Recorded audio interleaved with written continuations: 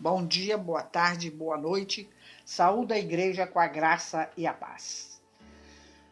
Amém, irmãos? Faremos uma breve oração aqui. E antes eu quero deixar bem claro, irmãos, que eu vou falar sobre a palavra de Deus hoje, mas vou deixando mensagem a todos vocês. Um estudo a todos vocês sobre a era em que estamos vivendo atualmente. Amém? Eterno e maravilhoso Deus, pastor de Israel, neste momento, Pai, me apresento a Ti, me coloco na Tua presença. Apresento todos os ouvintes neste momento, Senhor, e peço a Ti que nos cubra com Teu sangue e venha repreender agora toda ação e retaliação do inimigo contra a ministração da Tua palavra. Pai, em nome do Senhor Jesus, eu peço que acampe os seus anjos ao nosso redor, com a espada de fogo desembanhada, nos protegendo neste momento em que vamos estudar a sua palavra em nome do Senhor Jesus. Peço a todos os irmãos agora que abram a Bíblia em Atos, capítulo 11, no verso 25, 26. Amém? Atos, capítulo 11, verso 25, 26. Assim diz o Senhor. E partiu Barnabé para Tarso a buscar Saulo, e achando-o conduziu para Antioquia. E sucedeu que todo um ano se reuniram naquela igreja e ensinaram muita gente. Em Antioquia foram os discípulos pela primeira vez chamados cristãos. O que quer dizer isso aí? Durante muito tempo, ser cristão era trazer sobre si um risco de morte. No Império Romano, muitos foram lançados aos leões. Hoje, inúmeras pessoas são identificadas como cristãs, mas o que significa isso? Eu quero falar sobre esse termo cristão. Ser cristão, irmãos, não é. Amém? Abram os ouvidos para que captem essa mensagem. Ser cristão não é ser membro de uma denominação, adepto de uma religião, frequentador de cultos ou simpatizante do evangelho. Não é. Amém? E ser cristão é. Ser cristão é ter experiência pessoal com Cristo. Amém? É crer, é aceitar e batizar. É andar com Cristo. É ter compromisso. É ser discípulo, é obedecer, é tornar-se semelhante a Cristo em questão de caráter, que é o resultado de andar com Ele. Concluir no termo cristão, ou seja, o cristão subirá com Cristo quando Ele vier e viverá com Ele por toda a eternidade. Os requisitos para alguém se tornar um cristão são ser um pecador e querer o perdão e a transformação por meio de Jesus. Amém? Então, isso eu falei sobre cristão. Peço a todos agora que abram suas Bíblias para esse estudo em Provérbios 20, versículo 29 e Isaías capítulo 40, no versículo 30, 31. Vamos falar sobre isso agora. Os jovens também se cansam. Eu quero chamar a atenção para esse estudo sobre os jovens.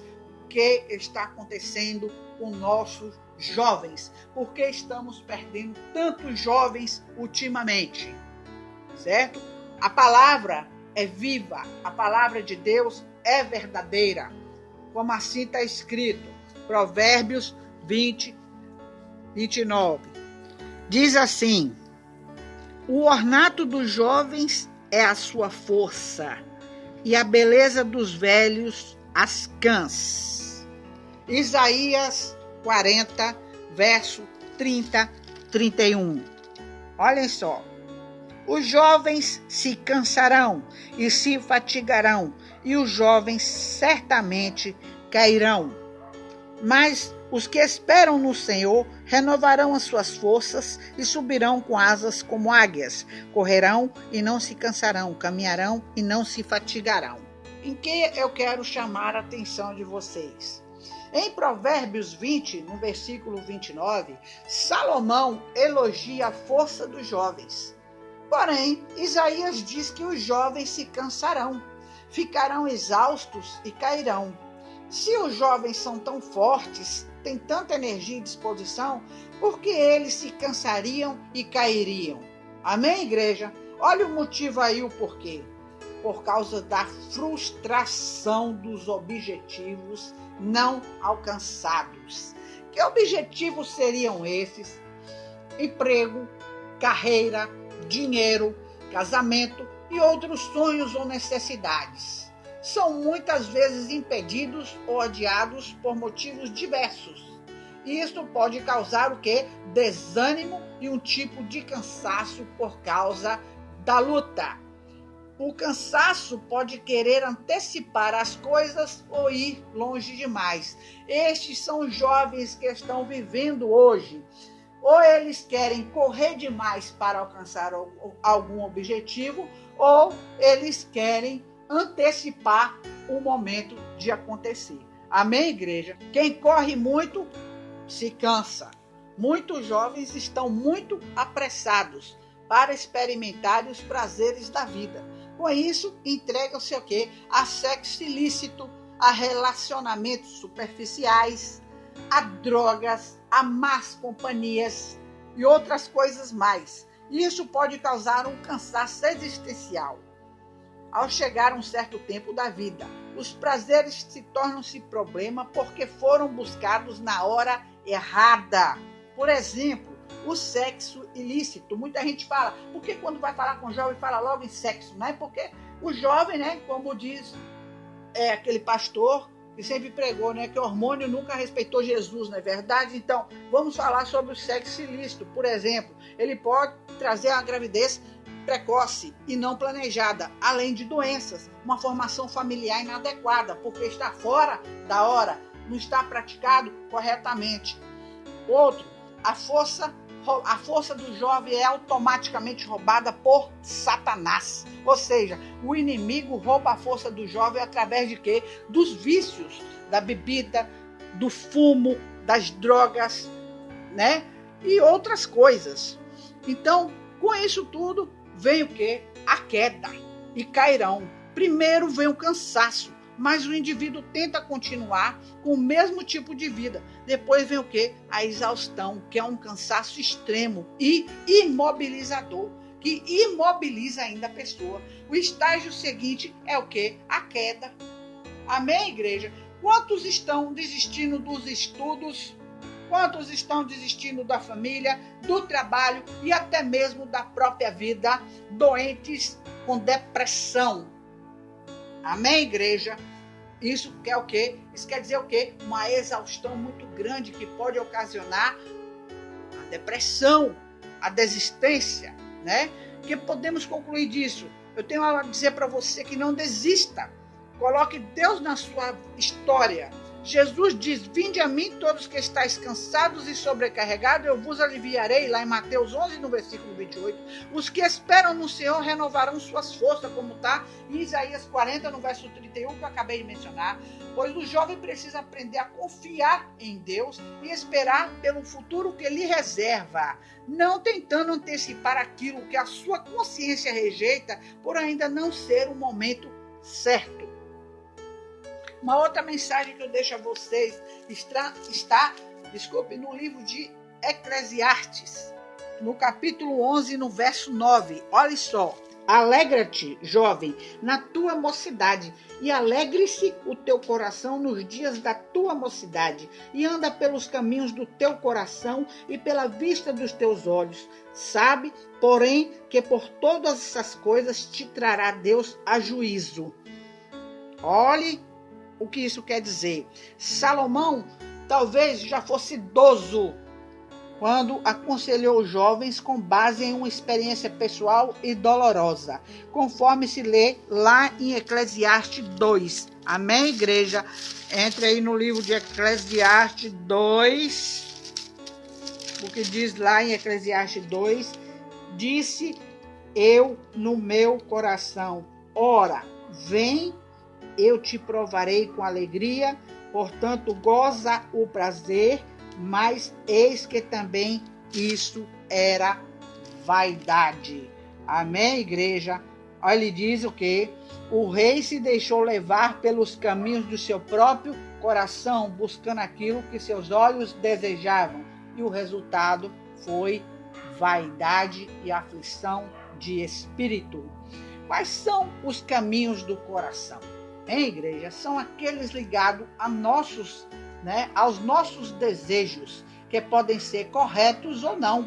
Os caminhos do coração podem determinar nosso destino nessa vida. Quais são os caminhos do coração? São aqueles ligados aos nossos desejos, que podem ser corretos ou não.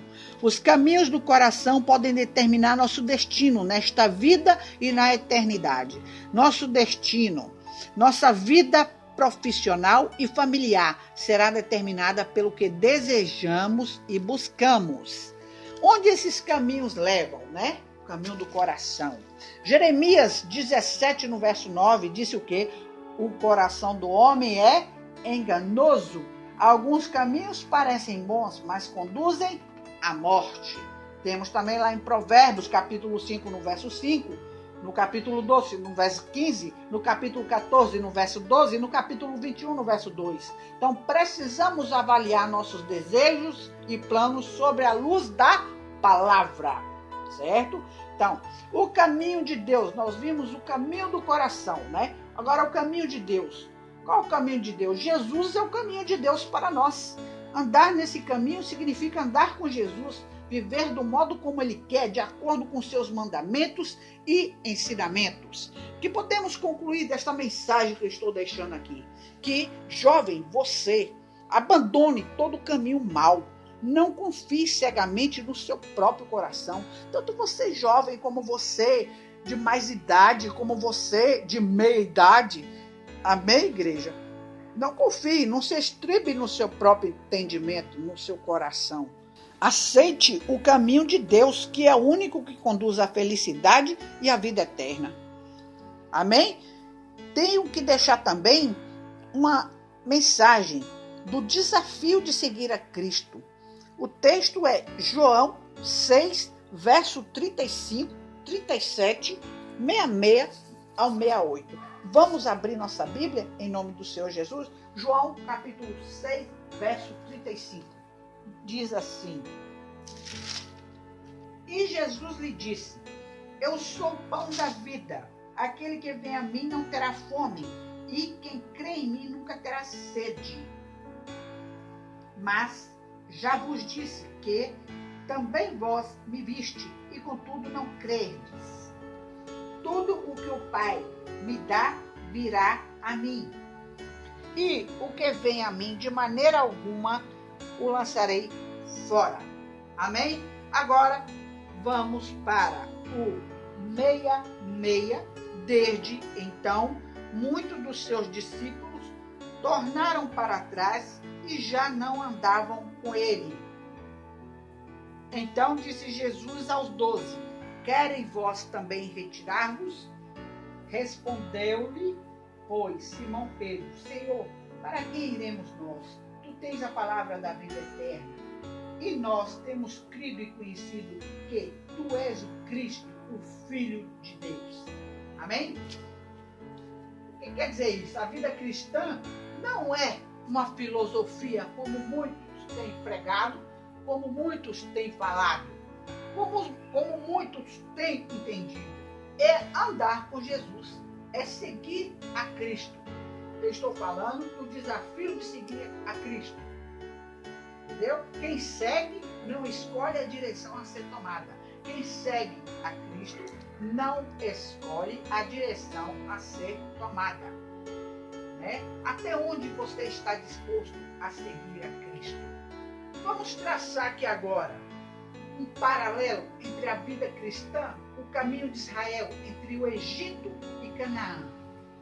Primeiro, o início da caminhada, ou seja, foi a conversão, o encontro, libertação do Egito, ou seja, o início da nossa caminhada é o primeiro amor. Em destaque, nós temos que as bênçãos. Os israelitas se enriqueceram com ouro e prata, conforme está em Êxodo, capítulo 12, no verso 35. Nesse ponto, Miriam dançou e cantou. Seguindo a Cristo no momento de bênção é muito fácil. Então, isso é uma das coisas que está em destaque. O início da caminhada, que é a conversão, o primeiro amor, o encontro com Cristo. Desculpe. Isso quer dizer o quê? Que Miriam dançou e cantou, porque foram libertos do Egito. No meio do caminho, acontece o que no meio da caminhada? O deserto, porque no início fluem bênçãos. Depois a coisa fica mais apertada, não é, irmãos?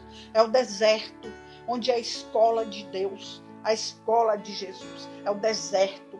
No meio do caminho, o deserto, ou seja, a provação, a hora da renúncia, a hora da bênção sob medida, a hora do maná. Amém, terra? Tempo de vencer o diabo, ou seja, tempo de vencer a si mesmo. Nesse ponto, Miriam se rebelou contra Moisés. Seu motivo para seguir Jesus será testado, ou seja, o pão terreno ou o pão celestial. Está escrito lá em Abacuque 3, também no verso 17 e 18. Você seguiria a Jesus sem bênçãos? Pode parecer absurdo, mas olha só a prova entre o jovem rico e a prova de Jó. Olha só a perspectiva incorreta sobre o cristianismo. Incorreta. Expectativas ilusórias. Esperar apenas o que é agradável. Abram só a palavra em Mateus 13, capítulo 20, verso 20 e 21.